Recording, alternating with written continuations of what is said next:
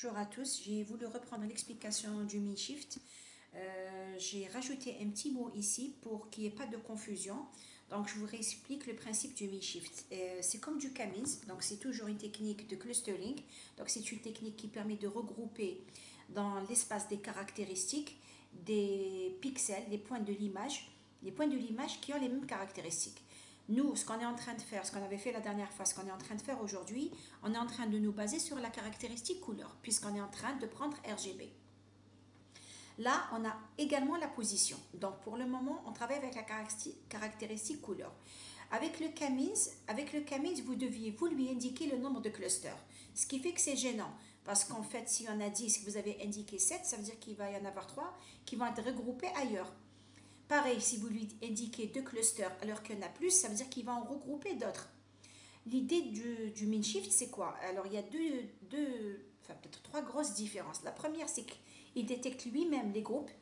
Il va détecter combien il y a de clusters automatiquement. Il va faire un premier test au départ. Je vais vous expliquer ce qu'il fait quand on ira sur Python. Donc, il détecte lui-même les clusters. Il projette les éléments sur un autre espace. Du coup, par exemple, les pixels qui sont très proches du centre, ils vont avoir un facteur de pondération plus important. Et il intègre la position des pixels également. Alors, ce que j'avais rajouté par rapport à la première explication que je vous avais donnée la dernière fois, c'est ce mot, in feature space. Lui, quand il crée la fenêtre autour des points, ce n'est pas une fenêtre qui parcourt l'image. C'est une fenêtre qui va parcourir l'espace de caractéristiques. Quand je parle d'espace de caractéristiques, ici, ce que vous voyez, quand on regroupe des clusters, ici, c'est comme ce que je vous avais expliqué pour le Camis. Je vais revenir dessus. Ici, mes clusters, qu'est-ce que c'est? Ici, les points que je représente, par exemple ça, c'est ma quantité de rouge, c'est comme la dernière fois, ma quantité de bleu. Si vous travaillez avec l'espace RGB, vous aurez un truc en 3D. Donc c'est ça qu'on appelle l'espace des caractéristiques. Donc je ne suis plus dans l'image, j'ai projeté mes points dans un autre espace.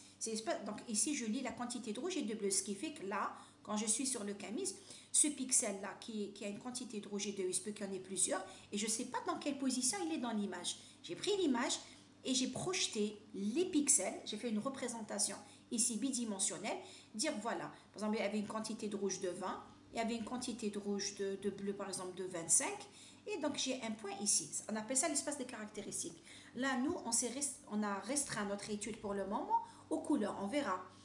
Cet espace caractéristique pour la texture, on va le faire pour les formes. Mais l'espace de caractéristiques qu'on utilise pour le moment, c'est des couleurs. Donc je reviens au Camis. Donc le Camis, voilà, je vous ai représenté la dernière fois. Il est dans le programme RIF 5. L'espace caractéristique en 3 dimensions. Là, ça veut dire que ce point-là, il a cette quantité de rouge, il a 50, sa valeur, le rouge ici, peut-être ça peut être ce point-là qui est rouge, donc sa valeur est 50. Non, s'il est rouge, sa valeur de rouge devrait être très importante. Un des points qu'il y a là a donc 50, son rouge, le R est à 50, le vert est à 100, bon, j'aurais du mal à lire, et la valeur de bleu est à une certaine valeur. C'est un espace 3D, et on appelle ça donc l'espace de caractéristiques. Je reviens au Minshift, comment il fonctionne. Donc en fait, la fenêtre qu'il génère, c'est dans l'espace des caractéristiques. Il est là. Alors au départ, tous les points, c'est un cluster potentiel, tous les points. Sauf si je mets que chaque point est un cluster, je vais mettre du temps. C'est-à-dire, je considère que chaque point est un cluster et j'essaie de le ramener là où j'avais parlé de densité de points, là où j'ai beaucoup de points. Si vous regardez ici, la densité de points là, comment on parle de densité de points? C'est le nombre de points par surface. Elle est plus importante au milieu. En fait, ce que j'essaie de faire, si vous vous placez en 1D, regardez, si vous faites du 1D, par exemple, ça c'est la couleur rouge, c'est la probabilité du rouge. En fait, ce qui va se passer, donc ça c'est la probabilité du rouge. En fait, qu'est-ce que je veux? Je voudrais, quand je tombe sur ce point, je ferai un peu comme le gradient, la descente du gradient. Je voudrais donc ce point qui est rouge, ce point aussi qui est rouge, je vais les faire shifter de telle sorte que je vais donner à tous ces points la couleur du rouge maximum. Après tout ce rouge-là, ce rouge, il est présent donc, ça c'est légèrement rouge, ça c'est fortement rouge, je vais lui donner la couleur qui apparaît le plus. Donc c'est pour ça que j'insiste sur ce mot, cette fenêtre, ce n'est pas une fenêtre dans l'espace, c'est une fenêtre ici. Et bien sûr, pour gagner du temps, qu'est-ce qu'on fait au départ? Au départ, on fixe, c'est-à-dire on fait une grille pour gagner du temps. Donc j'ai une grille, je vais avoir des points comme ça. Sur chaque grille, donc ça c'est une grille, Donc sur chaque rectangle, c'est ça ma fenêtre, je vais prendre un des points. Je peux prendre celui-ci, celui-là ou celui-là, qu'importe. Je sais que tous ces points, il va calculer, donc il mesurer une distance qui fait de quelle sorte que ce point-là, doucement, doucement, il va converger pour aller au milieu. Donc tous les points qu'il y a tout autour iront ici. Tous les points de cette deuxième grille qu'il y a là iront là. Tous les points qui se trouvent sur cette grille iront ici. C'est ce que vous voyez ici qui est illustré, c'est les déplacements successifs. Donc là, j'ai juste agrandi. Là, j'ai juste agrandi, c'est la même image. Et je vous ai mis le lien d'où je voulais trouver ici. Donc, à la première, je vais essayer juste de l'arrêter pour voir ce qui se passe à la première itération. Je sais que je suis en train de reprendre, mais je voulais le reprendre juste pour qu'il n'y ait pas de confusion. Que quand on parle de fenêtre, je suis dans l'espace des caractéristiques. Et j'ai oublié que là, il ne le fait pas. Donc, je ne vais pas conserver les tracés. Donc, je vais mettre ici, regardez, je vais l'arrêter là. Ah, je voulais l'arrêter au départ. Bon, je vais le laisser encore tourner, je vais l'arrêter. Je l'ai encore laissé. Il faut que je m'arrête à l'itération 0. Il fait ça, itération après itération, ce qui fait que tous les points vont se retrouver là où il y a un maximum de points, en mesurant des distances. Quand vous ne donnez aucune pondération de distance, on parle de flat kernel. Quand on vous donne, peut utiliser c'est ce qui est utilisé, on utilise un, voilà, je vais l'arrêter ici. Donc vous voyez bien vos fenêtres, elles sont délimitées par ça. C'est ça vos fenêtres. Et dans chaque fenêtre, il va prendre un point aléatoire. Et ce point-ci, donc, une fois qu'il va converger, qu'il va trouver le cluster, qu'est-ce qu'il va faire? Tous les points, puisque ce point que j'ai pris ici, il a convergé vers ce point. Et bien, tous les points qui appartiennent à la fenêtre vont, à la fin, converger vers le point qu'il a trouvé. Et donc, du coup, tout cela converge au milieu. Tous ceux qui sont dans cette grille, puisque progressivement, ils vont, chacun des points là, il va prendre celui-ci, un point aléatoire de cette fenêtre, un point, ils vont converger vers celui-là, et à la fin, donc je relance le programme, et à la fin, ce qui va se passer, donc étape par étape, tous les points convergent, et vous aurez donc un seul cluster. Bien sûr, toutes les fenêtres qui vont, si là, par exemple, il trouve, supposons qu'il trouve plusieurs fenêtres qui convergent vers ce point, il va garder à chaque fois, s'il y a des fenêtres qui se recouvrent, il va garder la fenêtre qui couvre le maximum de points. Donc le but, c'est peut-être mieux illustré ici.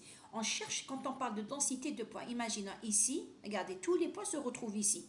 Tous les points sont là. Et bien c'est ça, en fait, je suis en train de chercher. C'est similaire à l'algorithme de, je ne sais pas si ce qui en fait avec moi, avec le S1, on avait parlé de l'algorithme de gradient de descente. Avec l'algorithme de gradient de descente, on essayait de trouver un minimum. C'est du gradient de descente ici, sauf qu'on cherche à trouver un maximum. On parle de hill climbing. C'est comme si vous étiez en train de monter sur une colline et vous cherchez à atteindre le sommet. Si cette illustration vous explique mal la chose, essayez de le voir comme ça, en termes de courbe de niveau. C'est comme si c'était tous les points. Regardez ici. Donc ça, c'est mon sommet. Donc quel que soit l'endroit, vous êtes toujours à la même hauteur. C'est comme si c'était des courbes de niveau. Et à chaque fois, il va essayer d'évoluer vers le maximum local. Regardez ce point qu'il y a là. Il y a un maximum local ici. Donc il va arriver là. Tous les autres points seront là. Voilà pour ce qui est du min-shift. Donc la différence, j'ai expliqué, c'était donc, vous n'avez pas besoin de préciser le nombre de clusters, mais par contre, il a un paramètre qui s'appelle bandwidth. Alors qu'est-ce que c'est que ce bandwidth? C'est justement la taille de cette fameuse grille. C'est ça. Il cherche à trouver, pas la taille, la distance. Moi, je ne vais pas parler de taille. Il cherche à trouver quels sont. En fait, non, c'est pas la taille de la grille. C'est ici. Dès qu'il va finir, il va trouver 4 clusters, pardon. Le bandwidth, c'est la distance, c'est le rayon du cluster. C'est ça son bandwidth. C'est sur lequel il va faire la recherche. C'est ça ce qu'il appelle bandwidth. Alors, sous Python, il a un programme qui lui permet de trouver ce bandwidth. Quelqu'un a posé une question? Il m'a semblé entendre quelqu'un parler. Donc, je rectifie. Le bandwidth, c'est le rayon dans l'espace de caractéristiques. Ici, quand il va finir, vous allez voir que ces points-là, on va l'arrêter ici. Bon, je vais essayer juste de l'arrêter au bon moment à chaque fois.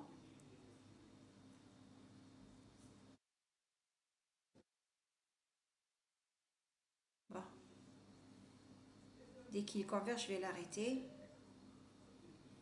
Juste pour vous montrer le bandwidth. Non plus, encore un peu.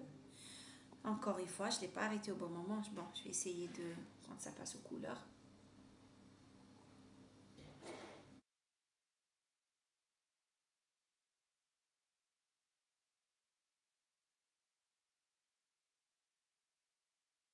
Il ne veut pas passer aux couleurs, pas grave. Je me rappelle que j'ai prévu un exemple. J'ai prévu une autre animation. Aussi, je pense, j'espère avoir mis le lien de cette animation. En fait, le bandwidth, c'est le rayon de ce que vous appelez votre cluster. Si vous prenez juste un, par exemple, vous prenez un rayon comme ça, qu'est-ce qui va se passer? Il va vous créer plein de mini-clusters parce que vous avez pris un rayon très petit. Si vous prenez un rayon plus grand, il va faire des clusters plus grands. Si vous prenez un rayon très grand, comme ici, par exemple, je prends tout ça, ben j'aurai un seul cluster. Pourquoi? Parce que ici, j'ai pris bandwidth 14. Regardez, quand vous prenez 0,5, voilà, il fait des mini-clusters. Plus vous augmentez, c'est le rayon de ce que vous considérez comme étant dans l'espace des caractéristiques. Il partage, et bien sûr, les mêmes caractéristiques. C'est comme une tolérance. Vous estimez que ça, c'est un cluster, ou vous estimez que ces deux-là, c'est un cluster. Alors, vous, sous Python, vous avez quelque chose qui vous permet de calculer ce bandwidth. Là aussi, je vais essayer de l'arrêter au bon moment, juste pour vous voyez à 1. Donc, ignorez ça. Je vais essayer aussi de l'arrêter au début, juste pour voir ce qui se passe. Voilà. Je l'arrête à 0,5. Ça veut dire quoi 0,5? Ça, c'est 0. Ça veut dire que 0,5, il a pris un rayon à peine ça. Il a pris un rayon à peine de ça, 0,5.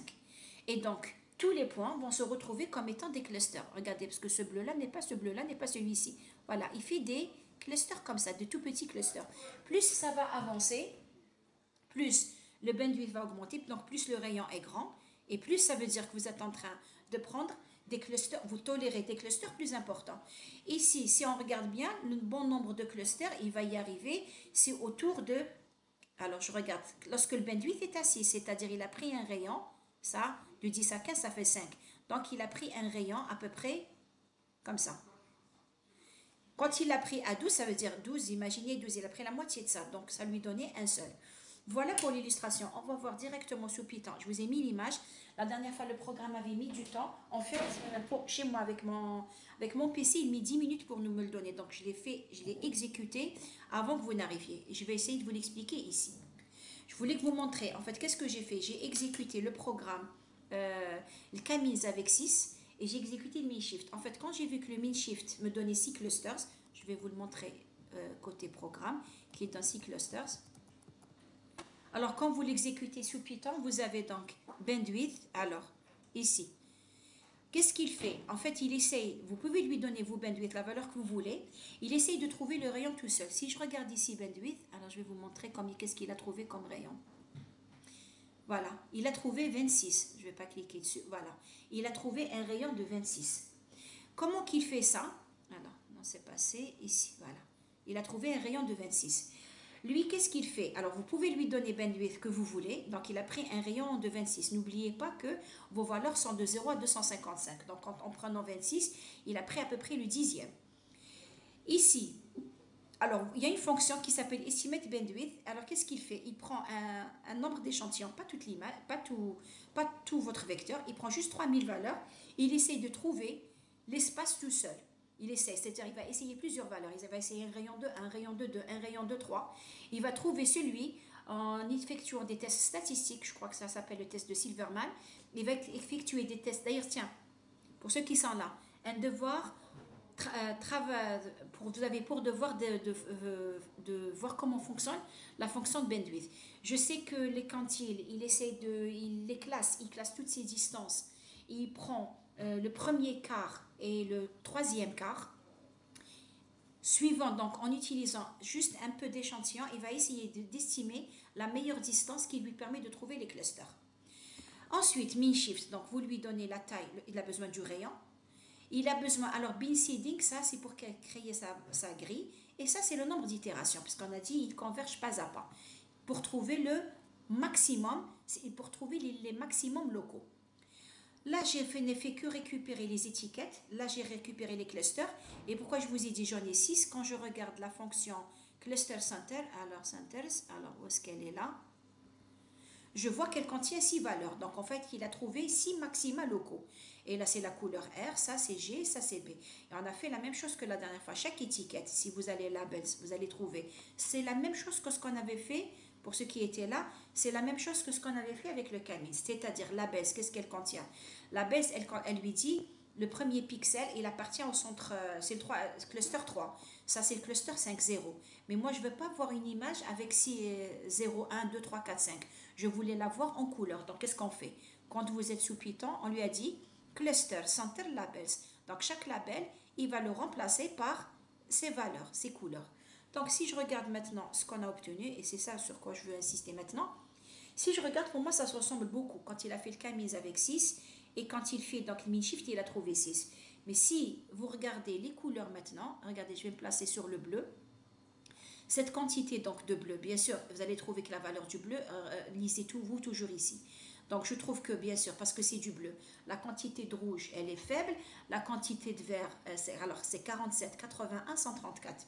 Regardez maintenant ici, c'est 41, 75, 132. C'est du bleu, mais ici, il a pris le bleu moyen, c'est-à-dire tous les bleus qu'il y avait ici. Il a fait la moyenne sans regarder même si les pixels étaient proches ou lointains. Je vais m'expliquer. Je vais revenir juste au cluster sur le Camins. Alors, je vais vous montrer juste ici l'histoire des clusters quand il fait la moyenne.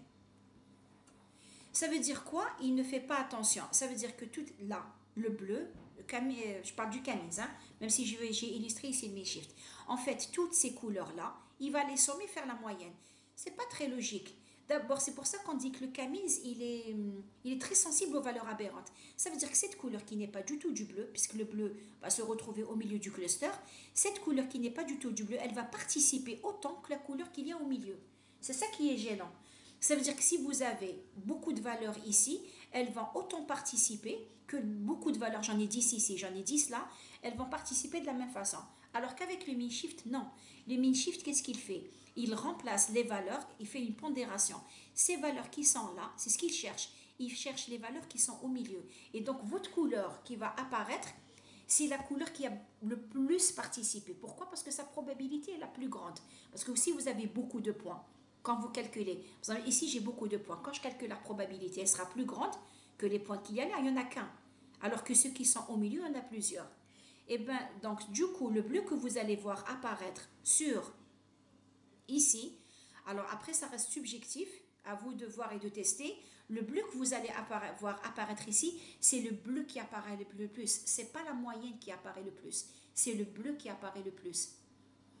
Alors, si je regarde mes deux images ici, là, on voit une nette différence. Si je regarde ici, on a l'impression que c'est similaire, mais pour l'œil humain,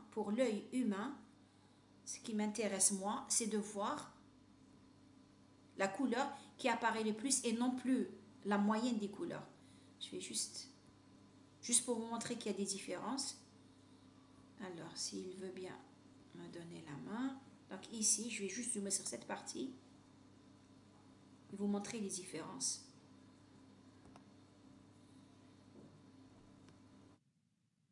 C'est pas du tout la même chose. Ici, qu'est-ce qu'il a fait? Alors, je vais zoomer ici pour vous le montrer. Encore une fois, ça dépend de ce qu'on cherche à faire. Regardez ici. Il a considéré que ici, qu'est-ce qu'il a fait? Il lui a appliqué la couleur, il n'a pas fait la moyenne. Donc, pour lui, ce cluster sur le Camins, cette couleur-là a été amenée dans un autre cluster et celle-ci dans un cluster différent. Alors que pour le min-shift, pour lui, ce vert-là, il a pris le vert qui apparaissait le plus et il lui a donné cette couleur, qu'il a donné la même, qu'il a donné également à ses feuilles. Alors que ici, si vous regardez là, pareil. Ici, il a fait la moyenne, donc il a donné une certaine couleur de vert. Et ici, il a considéré qu'ici, il y avait donc deux clusters qui étaient différents.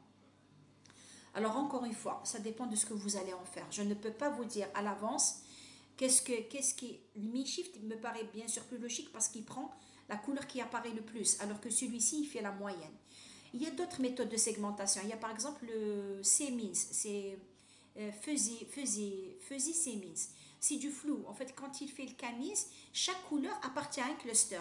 Quand on fait du flou, eh ben, chaque couleur, elle appartient à tous les clusters avec une certaine probabilité. Ça vous permet aussi d'avoir de meilleures segmentations. Alors là, n'oubliez pas que ça reste un module de découverte. Je vous ai expliqué, le but était de vous expliquer juste comment fonctionnait la segmentation, comment se faisait le regroupement dans l'espace des caractéristiques. Nous, on a travaillé ici avec l'espace de couleurs. J'ai dit dans les prochains cours, on travaillera avec d'autres espaces. Et pourtant, on n'a utilisé que le RGB. On n'a pas fait quelque chose de très perfectionné. On peut utiliser par exemple l'histogramme, le corrélogramme, on peut faire beaucoup d'autres choses. Je voulais juste vous montrer quelque chose ici. Quand on parlait de mode, là par exemple, le rouge, cette quantité de rouge alliée à cette quantité de bleu, alliée à cette quantité de vert, pourrait me donner un mode, c'est-à-dire un maximum de quelque chose. Mais j'aurais du mal à le voir. Pourquoi? Parce que ça va dépasser l'espace 3D.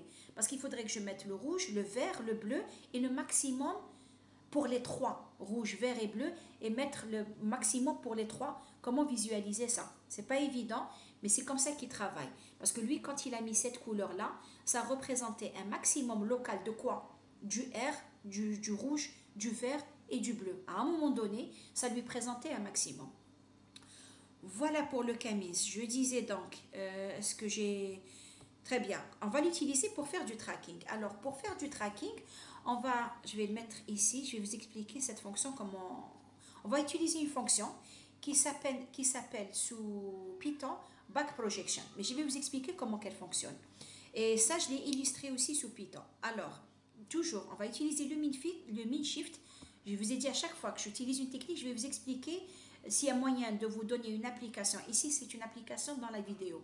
Vous montrer comment qu'elle fonctionne. Alors, en fait, ici, qu'est-ce qu'on cherche à faire? Moi, je voudrais dans la peau, ici, détecter, alors j'ai une sur une main, je voulais détecter la couleur ici, entre, on va dire, alors l'index, non, c'est le majeur, la peau autour du majeur. Alors, comment qu'on fait?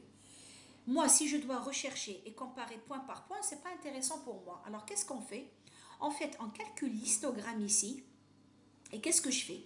Je vais prendre cette image et je vais trouver où est-ce que cette image, à quel moment cette image ressemble plus à celle-là.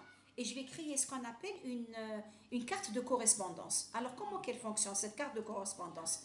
En fait, dès que ça ressemble à cet histogramme, qu'est-ce qu'on fait? On met dans cette image, on remplace les points par la valeur de l'histogramme. Chaque fois, ça s'appelle c'est histogramme back projection. Donc, je reprends ici, je calcule l'histogramme. Et là où l'histogramme ressemble à celui-là, qu'est-ce que je fais? Je le remplace par sa valeur dans l'histogramme. Peut-être que je vais mieux vous l'expliquer directement sous Python. Peut-être, moi comme ça ne m'a pas convaincu. Je vais exécuter un programme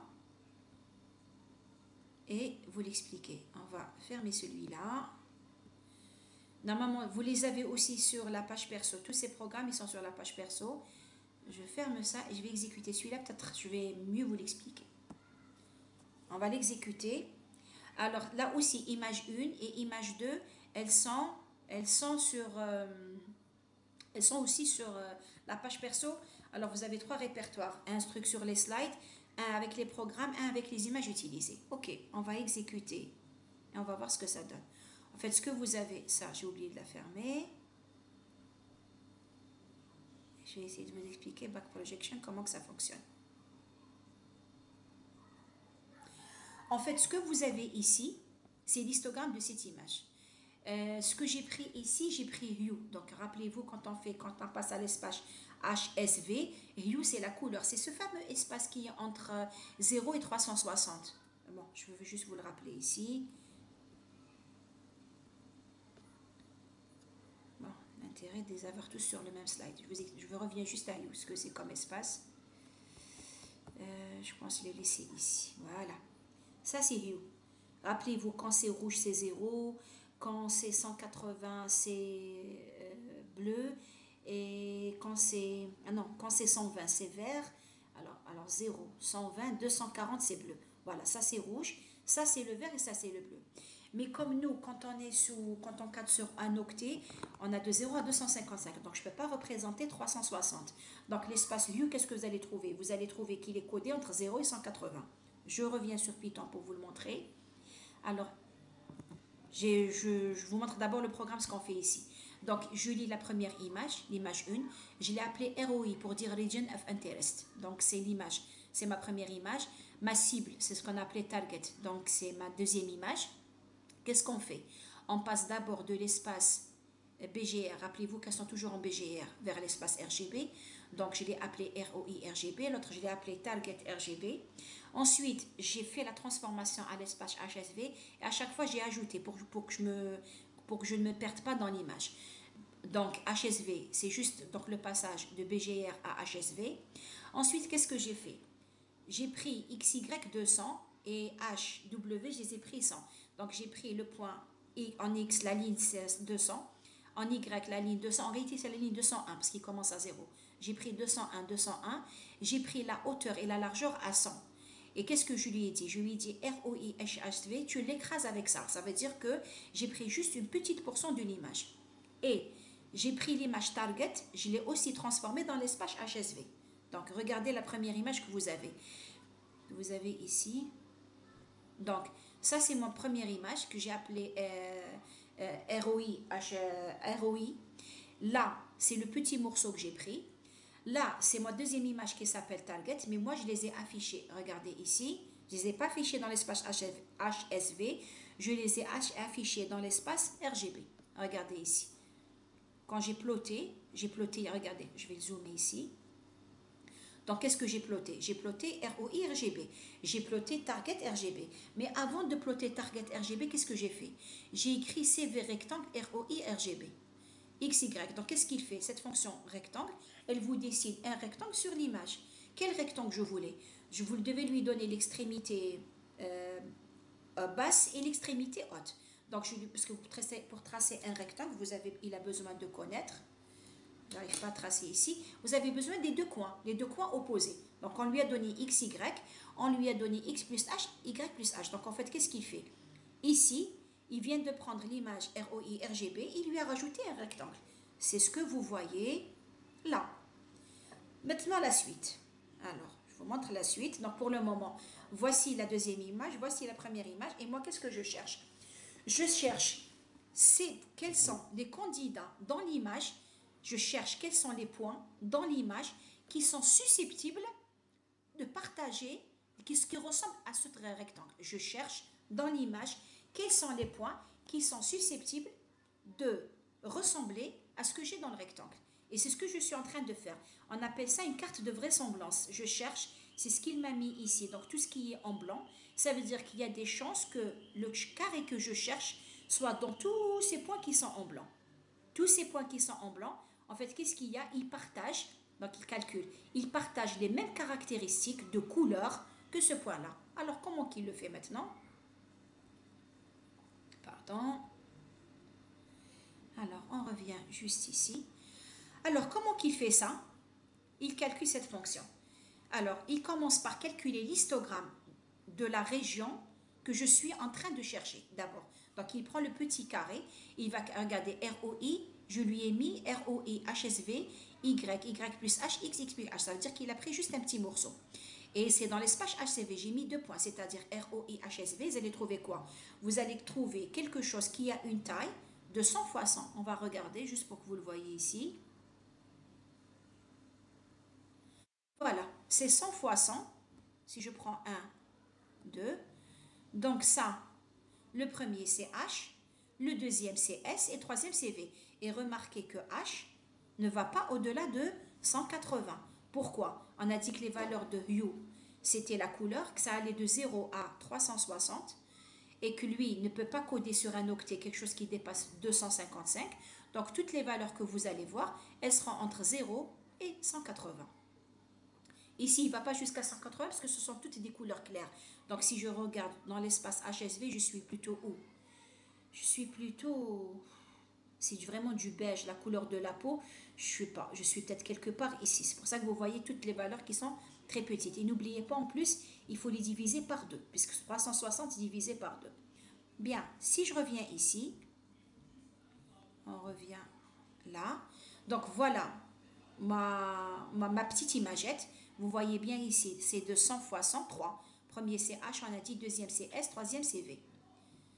Juste pour vous montrer que les autres valeurs, il se peut qu'elle aille à 257, voilà, elles sont beaucoup plus grandes. Il est possible que vous trouviez 255. Vous allez trouver 255 surtout à value. Voilà. Vous regardez vos chiffres, ils sont beaucoup plus grands et il se peut qu'on arrive à 255. Mais l'autre, vous ne dépasserez pas Pour le premier H, c'est hue, c'est la couleur, et ça ne dépasse pas 180. Très bien. Ça, je suis en train de visualiser l'image ROI. Et regardez ce qu'on fait ici. Je calcule son histogramme, je le normalise, parce que cet histogramme, il est où? On a dit hue, c'est de 0 à 180. Donc, quand vous voyez 0, ça veut dire quoi 0? Ça veut dire qu'il va calculer l'histogramme de first channel. Donc, il va calculer l'histogramme du premier. C'est quoi le premier? C'est H. Donc, il va calculer l'histogramme de H. Et je lui ai dit qu'il y avait 180 bins et qu'il va de 0 à 180. Ici, qu'est-ce qu'il va faire? Il va le normaliser, le rendre de 0 à 255. Pourquoi on fait ça? Sait-on jamais la peau que vous avez prise? Vous avez pris une photo et il y avait pas, c'était pas, la couleur n'était pas aussi brillante, aussi pure qu'elle l'était. Donc vous les ramenez à 0 255, vous le normalisez pour être sûr que vous les ramenez toujours de 0 à 255. Comme ça, vous pourrez le comparer. Regardez maintenant ce qu'on fait. On appelle la fonction calculate back projection. Calculate back projection de quoi? Il va calculer back projection de quoi? De l'image target. Mais quoi? En utilisant l'histogramme de l'image ROI. C'est-à-dire, il va prendre l'histogramme de l'image ROI. Il va calculer l'histogramme de celle-là. Et qu'est-ce qu'il fait? Quand on dit back projection, c'est comme si qu'il revenait en arrière. En fait, qu'est-ce qu'il fait? Toutes les couleurs qui sont comme l'histogramme, il va leur donner la valeur de l'histogramme. Mais encore une fois, je préfère vous le montrer pour que vous compreniez. Alors, on va ouvrir cette image DST, juste pour vous montrer. On va ouvrir. Donc, on va ouvrir l'image, d'abord Target HSV, pour que vous compreniez Target HSV. Alors, voici Target HSV. Je vais l'ouvrir, mais je vais ouvrir l'image S. Donc, si j'ouvre l'image S, voilà, j'ai ouvert l'image S. Je vais ouvrir l'histogramme de l'image ROI. Donc, je vais vous expliquer ce qu'il fait. Alors, l'image ROI histogramme, le voici. Et je vais ouvrir la nouvelle image qu'il a créée. Parce qu'en fait, le tracking, c'est comme ça. Si vous comprenez celle-là, vous allez comprendre ce qu'il fait par la suite. Bien. Alors, j'ai besoin de l'image A. Donc, j'ai mis axe 2. Alors, je vais vous expliquer ce qui se passe. Très bien. Regardez sur l'histogramme, quelles sont les couleurs qui apparaissent? Ça veut dire que dans la région que je suis en train d'analyser, il y a la couleur 4, il y a la couleur 5, il y a la couleur 6. Est-ce qu'il y a la couleur 55? Elle n'y est pas. Qu'est-ce qu'il va faire? Ah, pardon, je ne sais pas ce qu'il m'a fait. On revient ici. Bien. Je vais juste enlever ma tablette pour que vous suiviez ce qu'il fait. En fait, c'est comme s'il cherchait si quelque chose existe. Si elle existe, je vais la prendre et je vais prendre la valeur de l'histogramme. Si elle n'existe pas, je ne la prends pas. Regardez sur l'image target. Alors, est-ce que 55 existe? Puisque je peux le voir directement sur l'image ROI. Sur l'image ROI, j'ai la couleur 4, la couleur 5, la 6, la 7, la 8, jusqu'à 18. Et après, j'ai plus rien du tout. Rappelez-vous, il va de 0... Ah oui, j'ai oublié tout à l'heure quand je parlais de normaliser. Il normalise, j'espère que je n'ai pas fait d'abus de langage, il normalise l'histogramme, c'est-à-dire il ramène son histogramme de 0 à 255. Il ne touche pas aux valeurs du ROI. Elles sont toujours, on a dit U, c'est entre 0 et 360. Je ne sais pas pourquoi il sort à chaque fois. Pas grave, on revient dessus. Ce qu'il normalise tout à l'heure, il ne ramène pas les valeurs qu'il ramène de 0 à 255. Ce n'est pas les valeurs c'est les valeurs de l'histogramme. Il fait en sorte que toutes les valeurs ne dépassent pas 255. Voilà ce qu'il fait. Et vous remarquez ici que la plus grande valeur, c'est 251. Il ne ramène pas, ce n'est pas un étalement dans ça, dans l'axe des X. Il ramène toutes ces valeurs, non. Ben oui, c'est normal. Il les a ramenés tous de 0 à 255. Donc, votre plus grande valeur, c'est de 0 à 255. Pourquoi il fait ça? C'est pour pouvoir comparer des choses comparables. Je m'explique ici. Vous calculez un histogramme. Attendez, je vais mettre ça et je reviens. Juste pour vous expliquer cette histoire de 0 à 255. Ici, vous calculez l'histogramme de target. L'image target, elle contient, c'est toute une image. Donc, quand vous allez calculer son histogramme, vous allez trouver plus de points. L'image ROI, c'est une image 100 fois 100. Donc, le fait de les normaliser de 0 à 255 celle-là et normaliser celle-là aussi. Ça veut dire quoi? Ça veut dire qu'il va les ramener à la même échelle de grandeur. C'est tout. Donc ici, quand on normalise, il a normalisé l'histogramme. Est-ce quelle est la fonction? Il a normalisé ROhist pour que la plus grande valeur soit 255. C'est juste pour avoir une image qui soit toujours codée sur un octet. Même pas besoin de comparer avec celle-là. Parce qu'en réalité, je vais pas tellement en avoir besoin. Je vais vous montrer ce qu'il fait. En fait, il ramène tous les pixels de 0 à 255. C'est juste pour ramener une image sur un octet. Voilà, pour que ça ne dépasse pas. Voilà le sens exact. Je reviens maintenant à l'explication. Qu'est-ce qu'il fait? Donc, je reprends. L'image, je vais vous la montrer, l'image ROI, juste pour que vous voyez d'où est venu son histogramme. ROI, où est-ce qu'elle est? Non, je l'ai appelée ROI. Elle s'appelle ROI HSV. Est-ce que c'est celle que j'ai mise ici? Bon, c'est pas grave, je vais la réouvrir.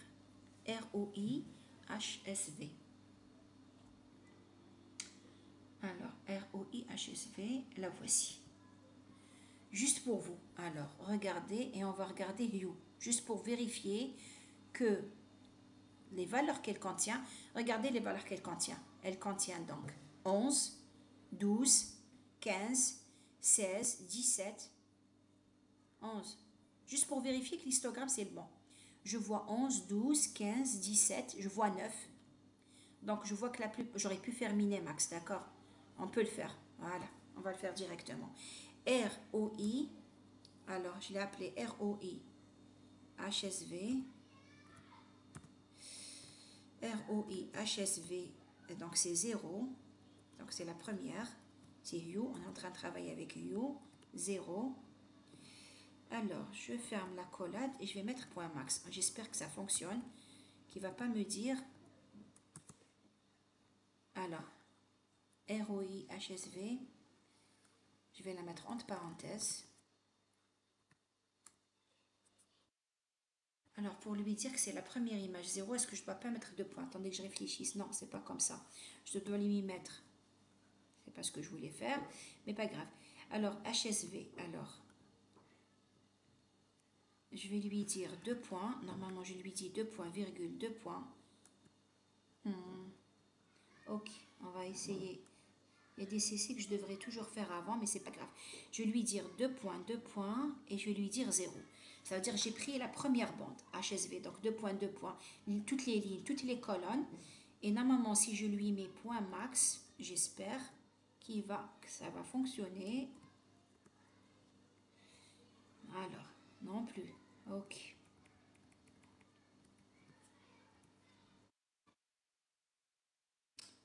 Virgule, alors, non plus. 2 points, virgule. Je vais mettre tout ça entre parenthèses et lui dire tu prends le max. Ah, mais quand c'est un vecteur, je crois qu'il prend le max du max. Je dois faire max 2 fois. Bon, pas grave, je vais lui faire max comme ça. Je crois qu'il fait le max, je dois lui faire max de max. Parce que pour lui, quand vous lui mettez la valeur max, il va faire le max des lignes. Ensuite, max des colonnes. Je pense que là, il va me donner un vecteur et je dois faire max des max, mais je vais l'essayer quand même. Non plus. Bon, tant pis, vous allez devoir me faire confiance là. Toutes les valeurs, normalement, c'est entre 9 et 13. J'ai pas su, je sais pas, j'ai pas su l'écrire. La fonction qui me donne directement le max. Est-ce que c'est bien ROI HSV? Pas grave. Alors, regardez, enfin, je dis pas grave. Je reviens ici. Donc, ROI. Normalement, on avait trouvé que la plus petite valeur, c'était 9. Et il m'avait semblé voir 15 à un moment donné. Je peux le vérifier directement sur l'histogramme, justement. On va le vérifier sur l'histogramme. Où est-ce que je l'ai mis? Bon, j'aurais dû l'écrire sur Python. Ici. Regardez. Ah bah, il y a des valeurs à 4. Il y a une valeur à 4, je ne l'ai pas vue. En tout cas, alors les valeurs de la région de ROI, elles sont entre 4 et 18. Ok. Retenons qu'elles sont entre 4 et 18, même si on n'est pas arrivé exactement à les voir. Alors, où est-ce qu'elles sont? Je ne les ai pas vues. Alors, ROI, 18. Alors, retenez que toutes les valeurs sont entre 4, de toute façon, c'est l'histogramme, c'est lui qui l'a calculé. Elles sont entre 4 et 18. Alors, qu'est-ce qu'il va faire, lui? Il va prendre l'image target SHV et il va chercher la correspondance. Ça veut dire quoi? Pour lui, il faut que lorsque c'est entre 4 et 18, ça veut dire que l'histogramme ressemble. Mais qu'est-ce qu'il fait? Regardez. Ici, la première valeur, c'est 55. Est-ce que 55 existe? Non. Il va mettre 0. Et je vais chercher la première valeur qui est dans des destinations, qui n'est pas, je vais chercher la première valeur qui n'est pas nulle. Et vous allez voir ce qu'il va mettre. Alors, regardez. La première valeur non nulle. C'est celle-là. Alors, c'est la ligne 53, la colonne 0. Je vais la chercher ici. Ligne 53, colonne 0. La voici. Ligne 53, colonne 0. Et qu'est-ce qu'il m'a mis dedans? Il m'a mis 1. Oui, parce que pour lui, 18, ça veut dire que la probabilité d'avoir 18 dans l'image ROI, il est de combien? Elle est de 0,6. Il a arrondi, il a mis 1. On va faire la même chose pour une prochaine valeur. Regardez, si je prends le 15 maintenant, c'est la ligne, donc 54, 1. 15, 54, 1. Il a mis 22. D'où vient le 22? La probabilité d'avoir 15 dans la première image, elle est de 22. 22, 0, il l'a arrondi à 22. Pareil, regardez la prochaine. 16. Si je regarde 16, ici il m'a mis 7. Si je regarde 16, 16 il est à 6,55. Donc en fait, qu'est-ce qu'il est en train de faire? Il prend l'image et il remplace la valeur du pixel par sa probabilité d'exister. Ce n'est que ça. Il prend l'image target, l'image cible sur laquelle il veut chercher. Il veut chercher si l'histogramme se ressemble. Au lieu de chercher si l'histogramme se ressemble, vous imaginez le temps que ça va prendre. Vous allez prendre fenêtre par fenêtre, vous allez calculer l'histogramme et vous allez faire un matching. Vous allez voir est-ce que l'histogramme correspond ou pas. Lui, il ne se casse même pas la tête. C'est pour ça qu'on appelle ça back projection of l'histogramme. En fait, il remplace chaque valeur pixel, chaque valeur de U, par quoi? Par sa probabilité dans l'histogramme. Et du coup, qu'est-ce que ça lui fait? Ça lui fait une nouvelle image qui est remplie par des zéros et qui contient des valeurs élevées. Quand est-ce qu'elle contient des valeurs élevées? Là où l'histogramme est à 255. Donc tous les pixels qui sont potentiellement de la peau, il va leur donner la valeur de leur probabilité. Et du coup, il se retrouve donc avec cette carte. Et elle veut dire quoi cette carte? Ça veut dire là où c'est très très blanc, ça veut dire c'est 255. Ça veut dire ce pixel-là, il y a de fortes chances que ce soit un des pixels qu'il y a là. C'est pour ça que vous regardez cet histogramme-là, vous avez vos valeurs. C'est ce qu'on était en train de voir tout à l'heure. C'est mes valeurs de 4 à, on avait dit jusqu'à 18. Et là, je n'ai fait qu'utiliser H. Regardez maintenant ce que je vais faire. Je vais décommenter, je vais fermer ça. Et je vais faire mieux que ça. Je vais utiliser, dans cet histogramme, je vais utiliser H et S. Regardez, je vais mettre ça entre commentaires. Et vous allez voir que vous allez avoir une meilleure précision. J'espère que c'est clair. Dites-moi s'il y a quelque chose qui n'est pas clair ici. On prend l'image et on remplace chaque pixel par sa probabilité dans la première image.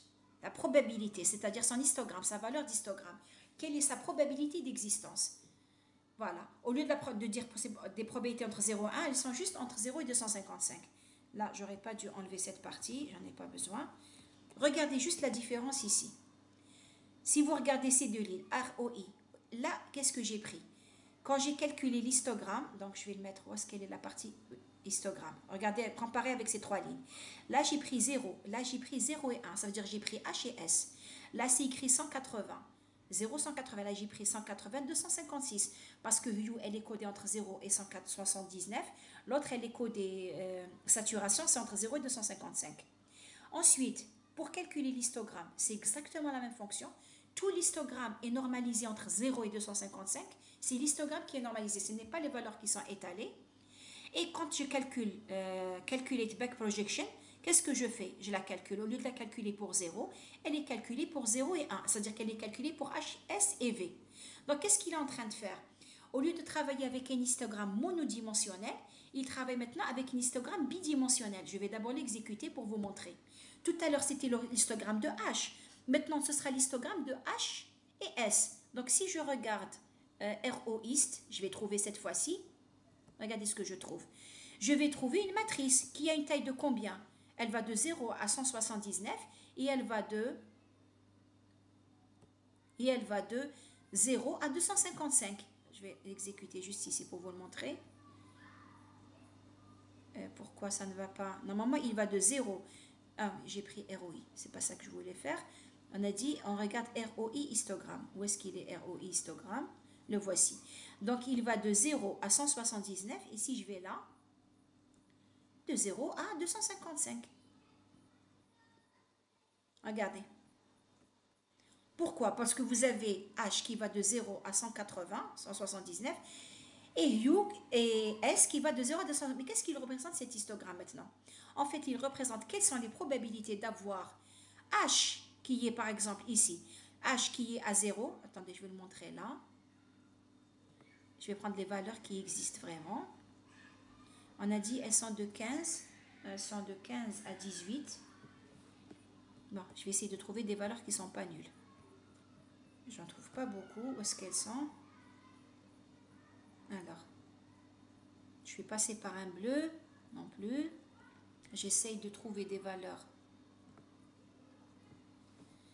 dans l'image. J'arrive pas à les... J'arrive pas à en voir.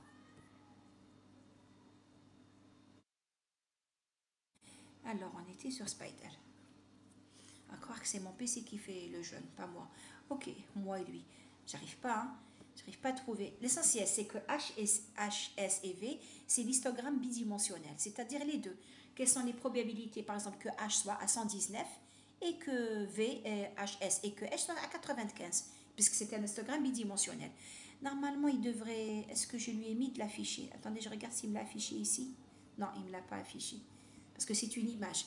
Donc, je dois lui dire, attendez, je vais faire autre chose. Je vais lui demander de me l'afficher. Voilà. Et comme c'est une image, on va écrire plot, imshow.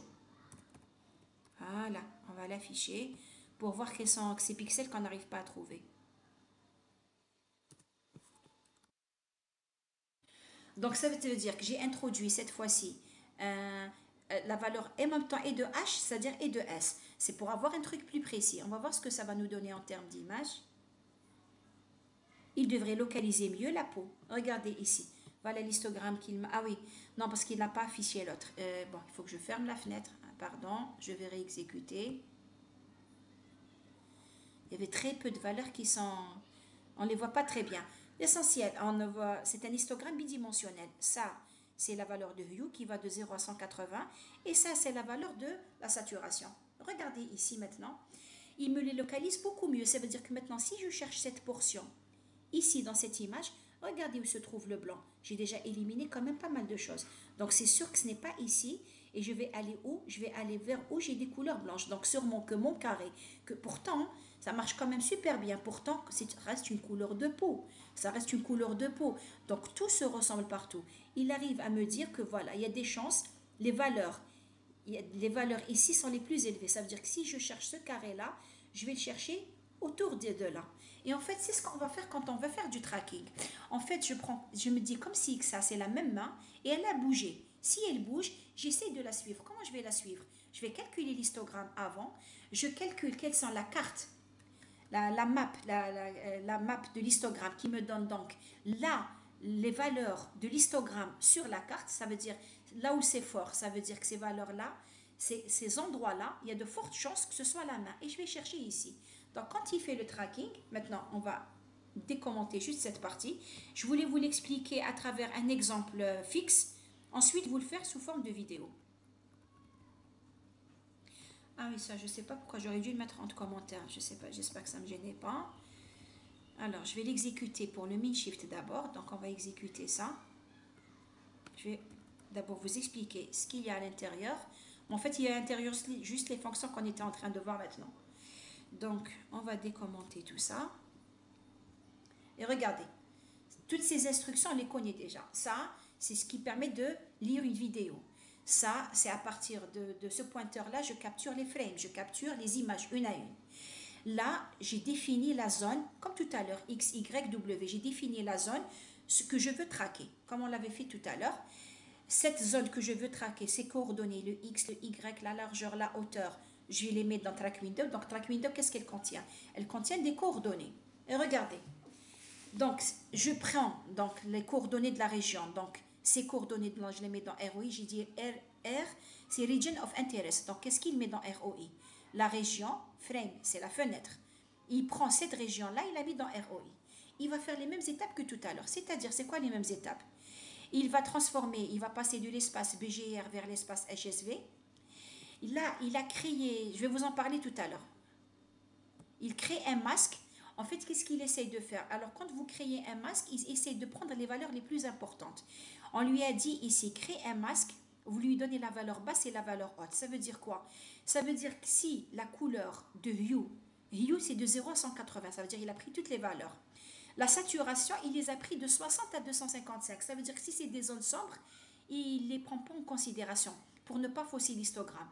La value aussi, si c'est déjà des valeurs qui sont très petites, la valeur d'intensité est petite, il ne va pas les prendre. Ça veut dire qu'il est toutes les valeurs qui sont plus petites que 60, il ne les prend pas. Toutes les valeurs de saturation, toutes les valeurs de value qui sont plus petites que 32, il ne les prend pas. On va le tester tout à l'heure avec et sans. Et c'est juste une façon de trouver l'histogramme, d'éviter les couleurs où c'est sombre. Parce que moi, on va traquer une voiture.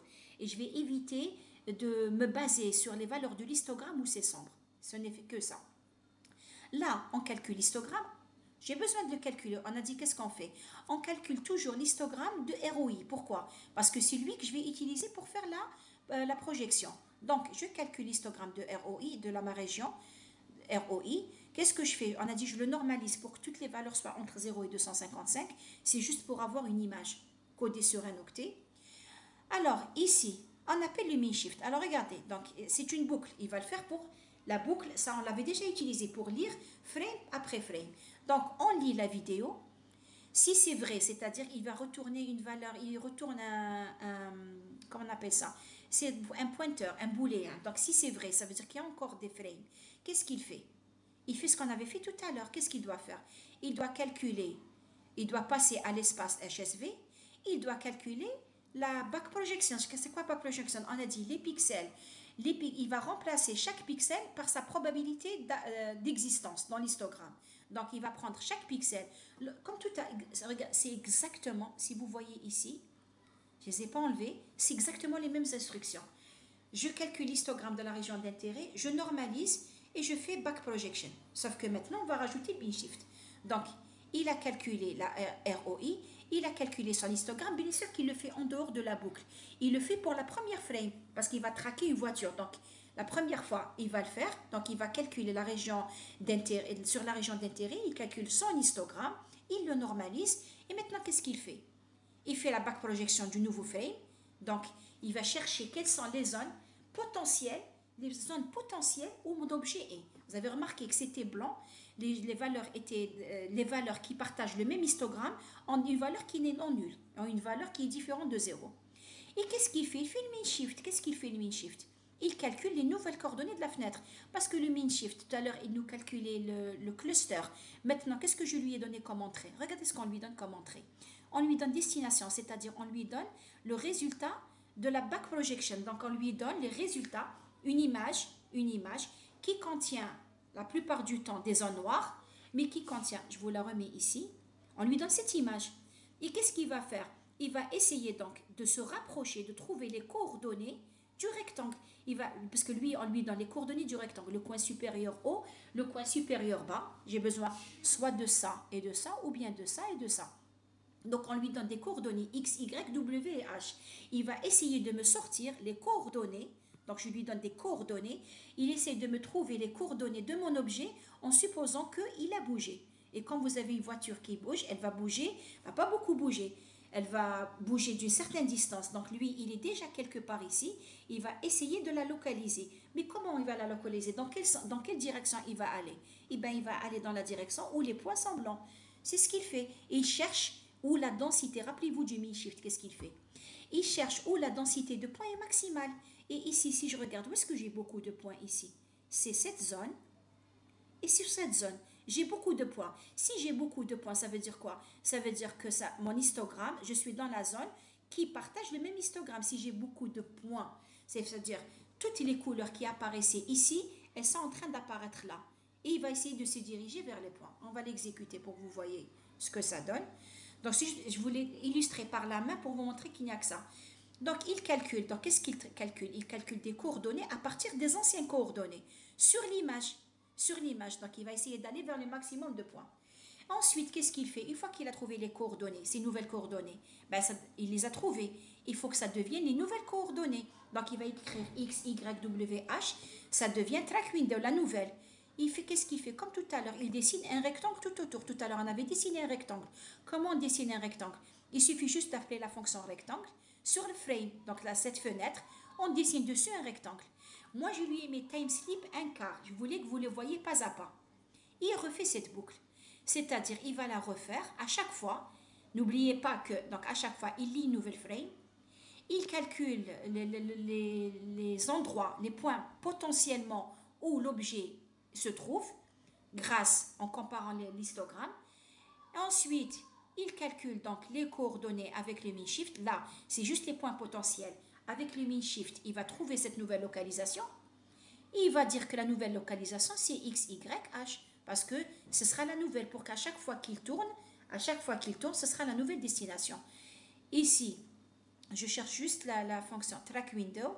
Maman, je dois avoir track window égale quelque chose. Je la regarde juste ici. Il me semble est-ce qu'il y a une instruction qui manque? Il calcule projection sur destination et sur chaque fois x, y, w, h, c'est les nouveaux. Il me semble juste qu'il manque... est-ce qu'il manque une instruction? Non, x, y, c'est track window. Il trace le triangle. Ah oui, moi j'ai besoin, tout ce dont j'ai besoin, c'est du nouveau x, y, h. On va l'exécuter. Puisque à chaque fois track window, la nouvelle, elle va écraser l'ancienne. Donc c'est bon, on va exécuter. Juste pour voir ce qui se passe. Voilà ce qu'il est en train de faire. Voilà la fenêtre. Et à chaque itération, qu'est-ce qu'il est en train de faire? Il est en train de bouger là où j'ai des points potentiels. D'ailleurs, si vous regardez, au départ, c'est 300-300. Regardez, je vais l'arrêter et je vais l'exécuter. On va suivre le premier mouvement. Alors. Ah oui, je dois mettre Q pour sortir. Voilà. On va l'exécuter juste au premier pas. Juste pour vous montrer que la fenêtre, elle n'est pas très loin. J'ai tardé. Bon, je vais mettre ça time slip 2, juste pour que vous le voyez.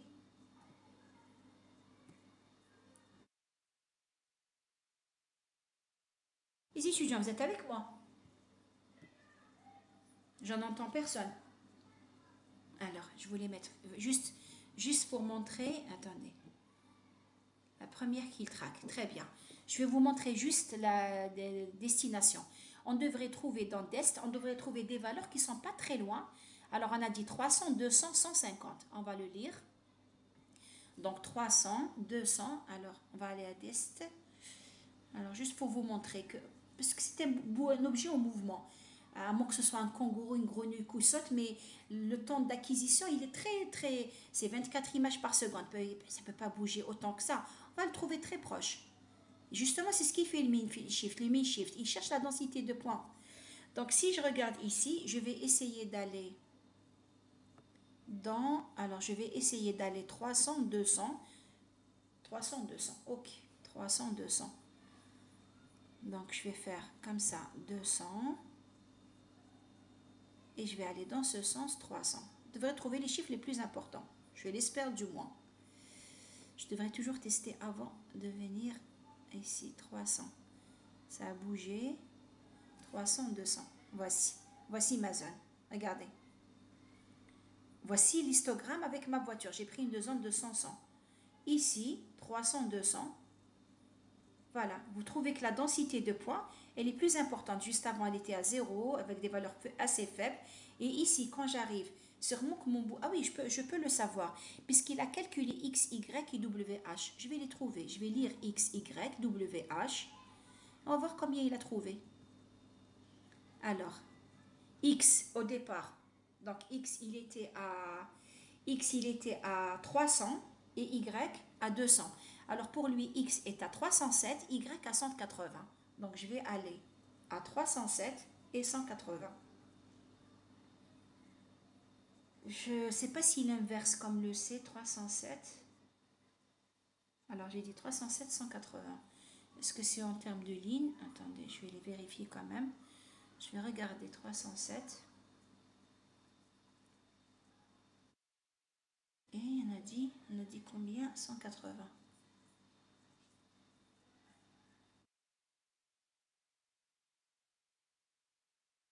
Il inverse ligne et colonne. Est-ce que c'est ces pixels-là? 307? Non. Je ne pense pas. C'était comme je faisais tout à l'heure. Donc je reprends 180. Ici 180 et on a dit 307.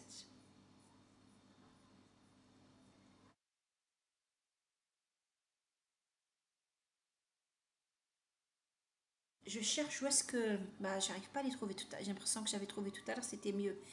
X et Y, c'est bien. Donc 307 et 180. J'essaye, là je vois pas 307.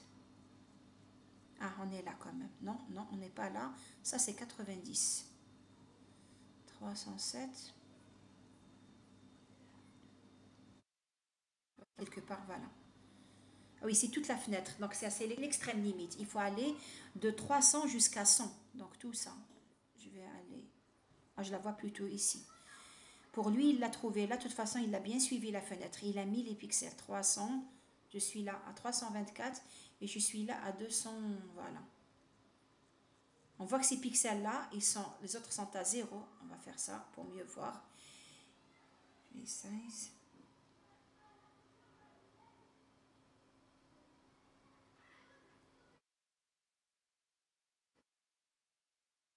J'espère qu'il n'est pas bloqué. Alors, en attendant qu'il veuille bien me redonner la main, alors Lumin Shift, il travaille avec une fenêtre qui a toujours la même taille. Voilà. Là, on voit mieux quand même. En faisant ça, on voit la zone. On voit que tout le reste est, voilà, tout le reste est noir. Et c'est cette zone qui est potentiellement la zone où il doit trouver ses coordonnées. Donc, lui, il a cherché dans cette zone-là. Il a trouvé que le mieux pour lui, les coordonnées, c'était 307 et 180 en recherchant sur cette zone. Alors maintenant pour le mi-shift, je vais l'exécuter juste devant vous en mettant en time sleep avec une vitesse. Je vais laisser même normal, carrément. J'ai pas lu... Bon, attendez. Je vais le mettre 24 images par seconde. Honnêtement, je ne sais pas. Je dois lire FPS. Je n'ai pas lu le FPS. Je vais dire que c'est une image 24 par 24 images par seconde. Regardez juste que je peux faire du tracking. Et c'est très rapide parce que le mi-shift, il est parallélisable. Donc, et comme on l'a aidé, on lui a donné déjà la zone. Donc lui, il cherche juste la zone où vous avez... J'ai oublié de le mettre. Bon, je vais le réexécuter et... Bien sûr, une fois que l'objet est sorti, lui, il va détecter quelque chose qui est le plus proche. D'accord? Il s'accroche à une deuxième voiture. Mais dès que l'objet sort ou dès que la voiture se mêle avec une deuxième, ça ne marchera pas. Tout à l'heure, ça marchait bien. Je vais le remettre juste pour vous montrer. On exécute et je vais... Parce que je l'ai mis à une vitesse normale. Regardez. Tant que la voiture est là, il n'y a aucun souci. Mais dès que la voiture va sortir, parce qu'il exécute à chaque fois, il va se retrouver avec la partie en béton. Donc pour lui, il y a du béton, il y avait un petit peu de bleu, il suit la moto. Dès que la deuxième voiture rentre dans la zone, eh bien, il va la suivre. Dès qu'une deuxième se mélange, il va suivre l'autre voiture. Alors, ils ont remarqué qu'avec le mi-chiffre, pour faire du tracking, il y avait un souci. La voiture s'approche de vous. Donc la taille, elle change. Et la taille de la fenêtre ici ne changeait pas. Ils ont fait ce qu'on appelle le camshift. Le camshift, il utilise c'est Continuous Adaptive Mean Shift. Et le camshift, je vais juste vous montrer ici. Je reviens à la diapositive. Il reste plus... Attendez, où est-ce qu'elle est ma diapositive? J'ai essayé de vous expliquer comment que ça fonctionne à l'intérieur. Et avec le camshift, en fait, qu'est-ce qu'on fait? Donc, on l'appelle une carte, tout à l'heure, ce que je vous appelais la carte, ce qu'on cherchait avec Back Projection. Je vous ai dit, c'est une carte de confiance. Il l'appelle une carte de confiance. On crée une carte de confiance en se disant que il y a de fortes chances que mes pixels soient là. Alors, le camshift, ça s'appelle Continuously Adaptive Mean Shift. En fait, il utilise le Mean Shift, mais il essaye de trouver la bonne taille de fenêtre. On va l'exécuter pour que vous voyez les différences. Donc on va exécuter les deux. J'ai mis ça entre commentaires également. C'est exactement les mêmes instructions, sauf au lieu d'écrire, pardon. Alors j'ai pas fait ce qu'il fallait. Au lieu d'écrire cam mi shift, vous allez écrire cam shift. Et c'est exactement le même programme. Encore une fois, l'intérêt c'était de vous montrer que ces algorithmes qu'on voit qui sont utilisés pour la segmentation peuvent être utilisés aussi ailleurs. Et regardez, ici, j'appelle la fonction camshift. Ah oui, j'ai oublié de vous le dire, elles sont tous définies dans scikit-learn. Donc, c'est un toolkit pour l'apprentissage. Voilà, il s'appelle, ça vient de scikit-learn. Donc, vous allez trouver beaucoup de choses dans scikit-learn. C'est un truc d'apprentissage. Alors, où est-ce qu'il est? Juste où est-ce que j'ai mis import? Là, je les ai utilisés CV. Alors tout à l'heure, quand j'utilisais la version MinShift, la segmentation, elle est définie dans la bibliothèque dédiée à l'apprentissage. Non, celui-là est défini dans OpenCV. Donc on va réexécuter les deux programmes. Mais je crois que j'ai oublié d'enlever le... Pas grave. Ici, je l'ai laissé avec les MinShift. Je crois que je l'ai laissé avec un quart. Bon, on va sortir de là. Vous voyez que la fenêtre ne change pas. Regardez maintenant avec CamShift. Votre fenêtre s'adapte et il va la recalculer. Il utilise les MinShift, mais il recalcule la taille de la fenêtre en élargissant la taille de l'objet. C'est-à-dire il essaye de trouver l'objet initial. Donc plus l'objet va s'approcher de la caméra, plus ici la taille de l'objet. Mais il ne fait pas que varier la taille, il varie même l'orientation. Voilà ce que fait, c'est une variante améliorée du MinShift. Alors, normalement, voilà, on va laisser finir, mais il a le même défaut. Si votre fenêtre, si votre objet sort de votre fenêtre, bien sûr qu'il va sortir progressivement. Donc lui, il va suivre. Voilà, il essaie de le suivre jusqu'au bout, jusqu'au rétroviseur là. Et bien sûr, dès que ça sort, il va chercher un autre plus petit objet, parce qu'il restait qu'un petit objet, l'agrandir et suivre un autre objet. On s'arrête là pour ce qui est de la poursuite du CamShift et voilà. De toute façon, les programmes sont à vos dispositions et les images aussi le sont. Vous les avez, vous pouvez exécuter. N'oubliez pas, je vous ai demandé de me donner avec de plus de détails, ce que je vous ai dit, comment fonctionnait bandwidth, alors comment que ça s'appelle? Bandwidth pour MinShift. Alors, un peu plus comment elle s'appelle. Vous avez la journée pour le faire. Estimate bandwidth. Ok. Je reviens juste, encore 2-3 minutes, juste pour vous dire qu'il y a plus que ça. Je vous ai parlé du Camis, je vous ai parlé du MinShift, je vous ai parlé même du Fuzzy Semin. Le Fuzzy Semin, donc les clusters. Les clusters n'appartiennent pas. Je vous explique juste comment ils fonctionnent. Parce que j'ai travaillé avec il y a très longtemps. Alors, le Fuzzy Semin, quand on fait là, on ne dit pas que ce pixel-là, il appartient à celle-là. On dit qu'il y a 80% de chances qu'il appartienne à ça. Et on lui laisse les 20% de chances qu'il appartienne à la deuxième catégorie. Et c'est aussi itératif. Sauf que c'est pas catégorique, c'est pas ferme. Je ne dis pas que le pixel rouge, par exemple celui qui est en rouge, je dis il y a 85% qu'il appartienne au rouge, et il y a 20% de chances qu'il appartienne au bleu. Et je recommence. Ça lui laisse un peu plus de latitude. Je vous ai dit que le Camis est très sensible aux outliers, c'est-à-dire les pixels qui sont très éloignés, il risque de fausser la moyenne. Supposons qu'ici j'ai un cluster et que j'ai un pixel qui est ici, par exemple, où je vais prendre un pixel qui est là. Il n'a rien à voir. Ce pixel n'appartient ni à ça ni à ça. Mais moi, si je le mets ici et qu'il participe à calculer la moyenne, il va me donner une valeur qui est plus erronée. Voilà, on appelle ça les valeurs aberrantes. Alors maintenant, si vous utilisez la bibliothèque dont j'étais en train de vous parler maintenant, celle-ci, donc c'est Scikit-learn. Vous avez toutes ces techniques. Nous, on a vu que le MinShift et on a vu que le Camis. Vous avez tout ça à votre disposition. La gaussienne de texture. Il vous explique à chaque fois, il vous illustre avec un exemple. Quand c'est des clusters, ça marche tous plus ou moins bien. Je vous ai mis le lien ici, Scikit-learn. Et vous trouverez tous les algorithmes avec leur explication. Je vous ai mis un lien ici. Et il vous montre comment ça marche quand les clusters se recouvrent, quand les clusters ont une certaine forme. Par exemple, le MinShift va fonctionner plus ou moins bien ici, mais moins bien. Voilà, par exemple, là, je ne connais pas cette technique, ou la Logarithm Clustering ou le Word, qui vont bien fonctionner, qui vont détecter des clusters, même s'ils se recouvrent aussi, c'est-à-dire ils se retrouvent dans la même fenêtre, il va les détecter. N'oubliez pas que quand on prend des données, qu'on en projette dans un autre espace, par exemple si je prends ces données, je les projette dans un autre espace, sûrement que ces données, certaines de ces méthodes sont basées sur ça. Le MinShift, entre autres, il utilise un noyau gaussien qui fait que c'est projeté dans un autre espace. Les distances n'auront pas les mêmes valeurs. Ceux qui sont proches de l'objet vont être pris plus en considération que ceux qui sont éloignés de l'objet. Rappelez-vous, une gaussienne, ça fait ça. Et si vous mesurez, attendez, j'essaie d'écrire. Si vous mesurez quelque chose, attendez un petit moment. Suivant la distance, il ne veut pas écrire, donc il y a des moments où ça ne va pas. C'est une gaussienne, ça fait ça. Bon, une gaussienne, ça fait plutôt ça. Et donc les objets qui sont là, il va leur donner un poids beaucoup plus grand que les objets qui sont éloignés. Et du coup, ils vont participer plus au calcul de cette distance. Normalement, donc, on a fini. Donc, je vous ai mis la bibliothèque où vous pourrez trouver ça. On a fait, donc, on est toujours au chapitre 4, on l'avait déjà fait. Donc, ça, on a fait. Le 4, on l'a fait. Tout ce qui était filtrage, HSV. Donc, il nous restera les descripteurs de texture, les descripteurs de forme et ceux qui sont basés sur les transformés et quelques descripteurs de mouvement comme le flot optique. Quoi que vous pouvez considérer ici, on a fait un petit peu de vidéo puisqu'on a utilisé le tracking avec le Minshift. Donc, on est en train de décrire un mouvement également. Voilà, je vous remercie pour votre attention.